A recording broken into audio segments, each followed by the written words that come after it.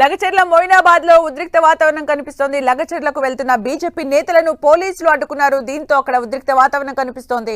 ఎంపీలు డీకే అరుణ, ఈటెల రాజేందర్ ను పోలీసులు అడ్డుకున్నారు. మరిన్ని అప్డేట్స్ మా ప్రతినిధి అజయ్ అందిస్తారు. అజయ్, మనం చూసుకోవచ్చు, ఏదైతే మోహినాబాద్ వద్ద లగచర్లకు వెళ్తున్నటువంటి బీజేపీ నేతలను పోలీసులు అడ్డుకున్నారు. ఈ పోలీసులు అడ్డుకున్న దాంట్లో చూసుకున్నట్లయితే డీకే అరుణ, ఎంపీ డీకే అరుణ, అదేవిధంగా చూసుకున్నట్లయితే ఈటెల రాజేందర్, డీకే అరుణ, ఎల్పీ నేతలు మహేశ్వర్ రెడ్డి కూడా ఉన్నటువంటి పరిస్థితి. పోలీసులు వాళ్ళతోటి వాగ్వాదానికి దిగిన పరిస్థితి కూడా మనకు కనబడుతుంది. పోలీసులతో డీకే అరుణ కూడా కొంత వాగ్వాదం చేసినటువంటి పరిస్థితి. వారి మాటల్లో తెలుసుకునే ప్రయత్నం చేద్దాం. మేడం, ఏం చెప్తారు పోలీసులు అడ్డుకోవడానికి? ఇది ఈ రాష్ట్రంలో ఒక నియంత, మరొక నియంత, కేసీఆర్ని మించిన నియంత, ఈ నియంత పాలన ఈ రాష్ట్రంలో కొనసాగుతోంది. ఆయన ఎందుకు ఆపుతున్నాడో తెలుస్తలేదు. ఆయనకి ఎందుకు అంత భయం ఎందుకు? కొడంగల్ పోతున్నాము అంటే, లగచర్ల పోతున్నాము అంటే ఆయనకి ఎందుకు అంత భయం అర్థమైతలేదు. ఎందుకు అడ్డుకోవాల్సి వస్తుంది? ఏ కారణం చేత అడ్డుకోవాల్సి వస్తుంది? ఎందుకోసం అడ్డుకుంటాడు? మా నియోజకవర్గానికి పోనీయకుండా ఆయన ఎందుకు అడ్డుకుంటున్నాడు? ఆయన ఒక్క నియోజకవర్గమే కాదు, నా నియోజకవర్గం కూడా. ఆయన ఇంటికి వలస వచ్చిండు. కొడంగల్కి రేవంత్ రెడ్డి వలస వచ్చిండు. ప్రజల్ని మోసం చేసి గెలిచిండు. ప్రజలు మోసపోయి గెలిపించిండ్రు. ఈ ప్రాంతంలో రైతులను పెద్ద ఎత్తున అన్యాయం చేయడానికి వచ్చిండు ఇక్కడికి. ఈ రైతులను దోచుకోనికి వచ్చిండు ఇక్కడికి. రైతుల మీద అక్రమ కేసులు పెట్టడానికి వచ్చిండు ఇక్కడికి. రైతులను జైల్లో పెట్టి కొట్టడానికి వచ్చిండు ఇక్కడికి. ఫార్మసీ కంపెనీ ఎవరి కోసం ఫార్మసీ కంపెనీ? జరుగుతుందని ముందస్తుగా మిమ్మల్ని అరాచకమైనటువంటి పాలనలోనే అలా లేనిపోయినటువంటి సెక్షన్లు పెట్టడానికి వీళ్ళు ఒక డ్రామా ఆడుతుంది రాష్ట్ర ప్రభుత్వం. వీళ్ళు మాకు పాఠాలు నేర్పుతున్నారు. ముఖ్యమంత్రిని ఫస్ట్ లోపలేమనండి. ఇటువంటి ప్రవర్తన రాష్ట్రంలో కొనసాగిస్తున్నందుకు, ఆయన నియోజకవర్గంలోనే ల్యాండ్ ఆర్డర్ ఫెయిల్ అయినందుకు ముఖ్యమంత్రి రాజీనామా చేయాలి.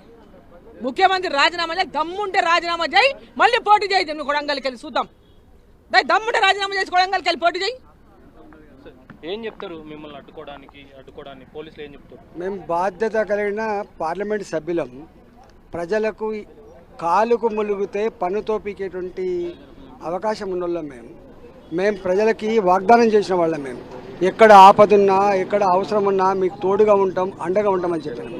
ఇలా కొడంగల్ నియోజకవర్గంలో గత 8 నెలలుగా మా భూములు గుంజుకోవద్దని చెప్పి ప్రశాంతంగా వాళ్ళు ర్యాలీలు తీసి, పాదయాత్రలు చేసి, వాళ్ళు ధర్నాలు చేసి, వాళ్ళు అందరి నాయకుల దగ్గర పోయి కాళ్ళ వేళ్ళ పడి దరఖాస్తు ఇచ్చినప్పుడు కూడా పరిష్కారం కాకపోతే చివరికి ప్రభుత్వం దౌర్జన్యంగా ఇలా హియరింగ్ అని చెప్పి పెడితే వాళ్ళు బహిష్కరించారు.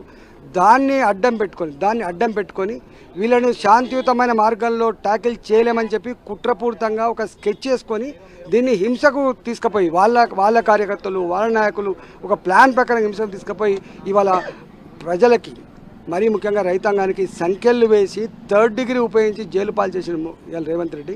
వాళ్ళ కుటుంబాలను పరామర్శించడానికి పోతున్నాం. మేము బాధ్యత కలిగి ఉన్నాం. ఇవాళ ఈ సిఐ గారు కానీ, పోలీసులు కానీ ఏదైతే మాకు 151 అని చెప్పి అంటున్నారో, మా విధుల్ని ఆటంకం కలిగించడం కూడా నేరం అవుతుంది. చట్టం సగం తెలుసుకొని చేయొద్దని చెప్పి మేము డిమాండ్ చేస్తూ ఉన్నాం. మేము ఎట్టి పరిస్థితుల్లో లగచర్లకు పోవాల్సిందే, అక్కడ ప్రజానికాన్ని పరామర్శించాల్సి. ఇప్పుడు కొద్దిసేపటి క్రితమే పోలీసులు మీతో మాట్లాడారు. వాళ్ళ మీద మీరు సీరియస్గా అయ్యాడు. దానికి కారణం ఏంది? ఏమంటారు వాళ్ళు? అసలు అంటే ఇప్పుడు మేము నిషేధించబడ్డ సంస్థల నాయకులం కాదు, మేము వట్టి రోడ్ల పైన ఉండే నాయకులం కాదు, మేము రౌడీలం కాదు, మేము గుండాలం కాదు, మేము సంఘ విద్రోహ శక్తులం కాదు. బాధ్యత కలిగిన పార్లమెంటు సభ్యులం. అదేవిధంగా మా పార్టీ ఫ్లోర్ లీడర్గా ఉన్నారు. ఇలా మమ్మల్ని ఎట్లా అబ్స్ట్రక్ట్ చేస్తారండి? అంటే ప్రజలకు అన్యాయం జరిగినప్పుడు ప్రతిపక్ష పార్టీగా ప్రజలకు అండగా ఉండాల్సిన బాధ్యత మాకు లేదా అండి? మమ్మల్ని ఎట్లా నిరోధిస్తారు చెప్పండి? అంటే మాకు కూడా రక్షణ ఇచ్చి తీసుకోవాల్సిన మీరు మమ్మల్ని తీసుకొని ప్రశాంతంగా ఆ ప్రజలకు పరామర్శిస్తా అంటే మీరు రక్షణ కల్పించాల్సిన మీరు అంటే మీకు చేత కాదా? ఇవాళ బాసుల ఆదేశాలతో మీరు కనుక ఇట్లాంటి పని చేస్తే, గతంలో బాసుల ఆదేశాలు పట్టించుకుంటే ఎట్లయిందో, చట్టాన్ని పక్కకు పెట్టి ప్రజాస్వామ్యాన్ని కూలి చేస్తే ఎట్లయిందో వీళ్ళకి కూడా అదే అవుతుంది. మనం చూడొచ్చు, బీజేపీ నేతలు కూడా సీరియస్ అవుతున్నటువంటి సందర్భం మనకు కనబడుతుంది. ఏదైతే లగచర్లకు వెళ్తామో మేము వారికి భరోసా కల్పిస్తామంటున్నారు, కానీ అక్రమంగా మా డ్యూటీస్ని అడ్డుకుంటున్నారు, అది కూడా నేరం అవుతుందంటూ కూడా ఇటు బీజేపీ ఎంపీలు ఇద్దరు డీకే అరుణ, అదేవిధంగా ఈటెల రాజేందర్ చెప్తున్నటువంటి సందర్భం. మరోవైపు చూసుకున్నట్లయితే సీఎం రేవంత్ రెడ్డి రాజీనామా చేయాల్సిన అవసరం ఉంది. రేవంత్ రెడ్డి రాజీనామా చేసి మళ్ళీ పోటీ చేయాలి. ఎందుకంటే కొడంగల్లో ఇలాంటి పరిస్థితులు రావడానికి రేవంత్ రెడ్డి కారణం అంటూ కూడా డీకే అరుణ చెప్పినటువంటి పరిస్థితి కనబడుతుంది. ఏం చెప్తారు సార్? ఈ రాష్ట్రంలో ఒక నిర్బంధ పాలన, అరాచకమైనటువంటి పాలన జరుగుతున్నది. రేవంత్ రెడ్డి ఏ పని చేసినా, ఏ కార్యక్రమం చేసినా ఎక్కడ లంకె బిందెలు ఉంటాయో ఆ లంకె బిందెల కోసమే పనిచేస్తాడు.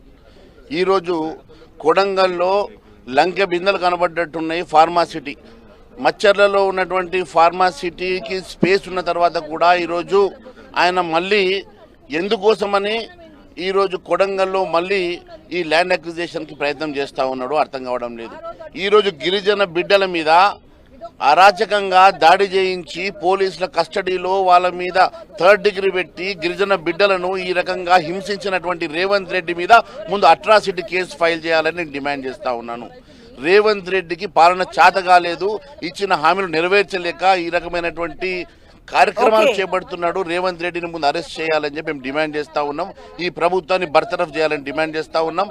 ఎట్టి పరిస్థితుల్లో ఈరోజు మేము బాధ్యతాయుతమైనటువంటి ఎంపీలు నేను ఒక శాసనసభ పక్ష నేతగా ఈరోజు మొచ్చరలో ఈరోజు జరిగినటువంటి కొడంగల్లో జరిగినటువంటి మరి అరాచకాన్ని కల్లారా చూద్దామని అక్కడ బాధితులతో మాట్లాడదామని చెప్పేసి మేము బయలుదేరితే మమ్మల్ని కూడా అడ్డుకొని 151 సిఆర్బిసి ప్రివెంటివ్ అరెస్ట్ అని చెప్తా ఉన్నారు. అసలు ఒక బాధ్యతాయుతమైనటువంటి నాయకుల్ని ఈరోజు మీరు ప్రివెంటివ్ అరెస్ట్ చేయాల్సినటువంటి అవసరం ఏమొచ్చింది? ఈరోజు ఆయన తమ్ముడు తిరుపతి రెడ్డి ఈ రకంగా అరాచకంగా 100 కార్లు పెట్టేసుకొని అక్కడ పోతా ఉంటే వారి మీద లేని చర్యలు మాకు ఎమ్మెల్యేలు ఎంపీల మీద ఎందుకు పెడతా ఉన్నారని అడుగుతా ఉన్నారు. ఇది మనం చూడవచ్చు. మొత్తంగా ఏదైతే లగిచెర్లకు పోతున్నటువంటి బీజేపీ నేతలను రోడ్డుపైనే పోలీసులు అడ్డుకున్నారు. వాళ్ళను అరెస్ట్ చేశాము, అదుపులోకి తీసుకున్నాము. 151కి సంబంధించినటువంటి సెక్షన్ మేము ప్రయోగిస్తున్నామంటూ కూడా పోలీసులు చెప్తున్నారు. ఇది సరైంది కాదు అంటూ బీజేపీ నేతలైతే ఆగ్రహం వ్యక్తం చేస్తున్నారు పోలీసుల పైన. Thank you Ajay for the updates.